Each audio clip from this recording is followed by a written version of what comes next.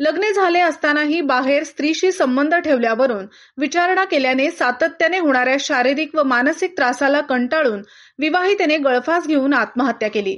तेजश्री आकाश उदमले वय वर्ष 22 राहणार शिक्षक कॉलनी भेकराईनगर फुरसुंगी असे आत्महत्या केलेल्या विवाहितेचे नाव आहे। या प्रकरणी देवबाई पांडुरंग नेटके वय वर्ष 65 राहणार कोरगाव तालुका कर्जत जिल्हा अहमदनगर यांनी हडपसर पोलीस ठाण्यात फिर्याद दिली आहे। त्यानुसार पोलिसांनी आकाश अशोक उदमले वय वर्ष 25 राहणार शिक्षक कॉलनी भेकराईनगर फुरसुंगी याच्यावर गुन्हा दाखल केला आहे।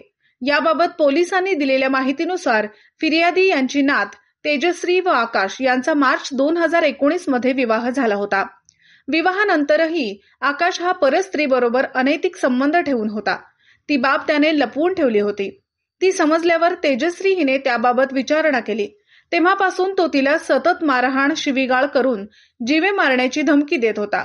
घर खर्चासाठी पैसे मागितल्यावर पैसे न देता तिला तू वांजोटी आहेस, तुला मूल होणार नाही असे टोमणे मारून तिचा शारीरिक व मानसिक छळ करत होता। या त्रासाला कंटाळून तेजश्री हिने 7 सप्टेंबर रोजी राहत्या घरी फॅनला ओढणीच्या सहाय्याने गळफास घेऊन आत्महत्या केली। पोलीस उपनिरीक्षक पवार तपास करीत आहेत।